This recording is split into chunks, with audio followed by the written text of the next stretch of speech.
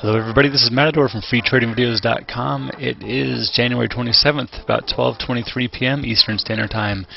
Wanted to do a follow-up on Caterpillar, and I would be remiss to not talk about the broad markets just briefly before I do that, to give you an idea about the relative strength or weakness of that stock. And even above that, a more global perspective. A lot of interesting news again today. So consumer confidence pretty much got mangled again.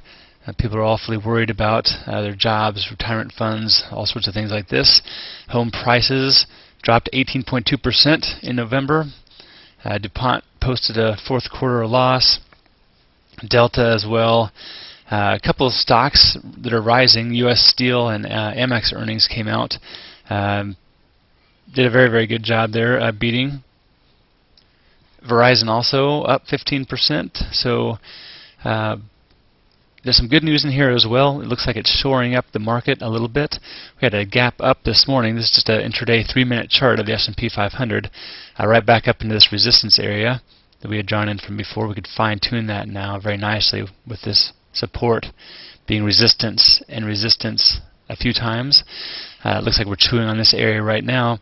That gap got completely filled, plus a little bit. Right? That's not typically a bullish thing to have happen. It makes it difficult for the stock to come all the way back up and do another 100% retracement of the sell-off. But here we are chewing out of that. Pretty impressive. So there's some strength in here, and it's confirmed by the trend this time. Remember yesterday we saw the inverse of that happening. Now we actually do see a drop-off in the trend, and some volume is starting to flow into stocks that are rising. So this is a nice descending triangle here in the trend. You can see that. I'll just drop it in there just for visual effect. That's the same ascending triangle we're getting in all the broad markets and many of the stocks as well, as you'll see. The VIX is also dropping, which is great, and that is another good exclamation point on volume flowing into stocks going up. Again, just be careful in this environment, of course, as the news is pretty good weight.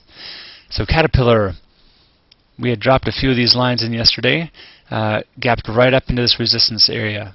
The swing high I mentioned yesterday in that video, pulled back, did a great gap fill right here, and it's been working its way off the 200 MA here, even though, like I said, it's just a little 3-minute chart, 200 MA. People do pay attention to this.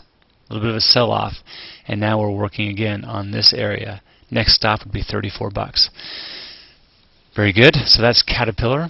Other stocks of interest. People are oftentimes interested in Apple. Not to say anything beyond the technicals of this, but you can see how this pattern is very, very similar to the S&P 500.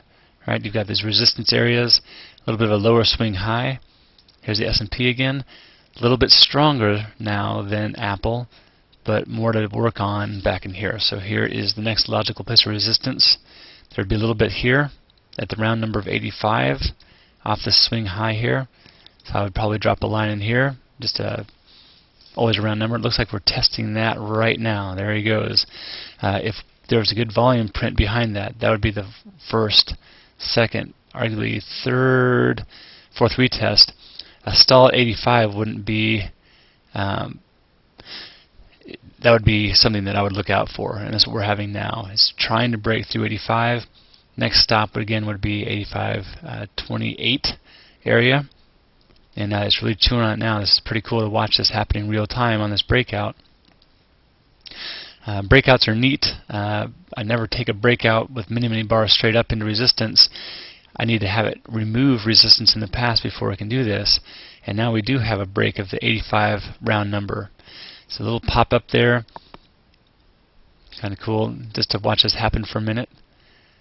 Again, what I want to see is this volume go through the roof on this breakout. If that happens, this area is probably going to stick. If not, then you'll see a pullback, making a higher swing low, and another run into that number if the broad markets continue to perform. Pretty fun. So anyway, just go ahead and watch this with me. It'll be neat to see how this shapes up. Again, if it breaks out past this even, after chopping around here for a while, that's pretty good.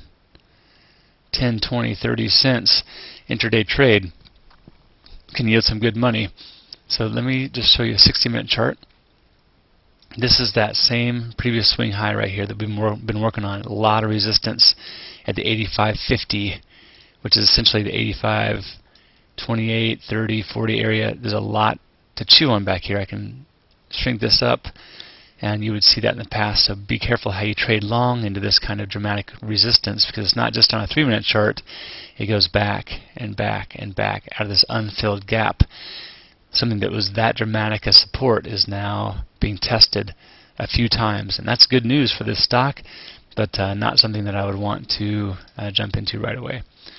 It's pretty cool. Let's take a look here at what Apple's doing. During the same time frame, Apple is not making that kind of run. See that? Let's look at Caterpillar, see if he's moving with it. Nope. So Apple, Caterpillar. Let's look at Goldman. Goldman's making a run. Still hasn't broken out past this good resistance area. All this support, once broken, becomes resistance again and again and again and again and again. The fact that it's hit it so many times might have a chance of working its way out to the next logical place, which would be here. And then, of course, up here. So nice to see that, but none of them are acting as well as the broad market themselves. Pretty cool. So watch this 85 mark, see if we get a rollover and then a higher swing lower and a move out of it. That'd be pretty cool. So hope this intraday market analysis helps, and I'll talk to you soon. Thanks for joining me at freetradingvideos.com.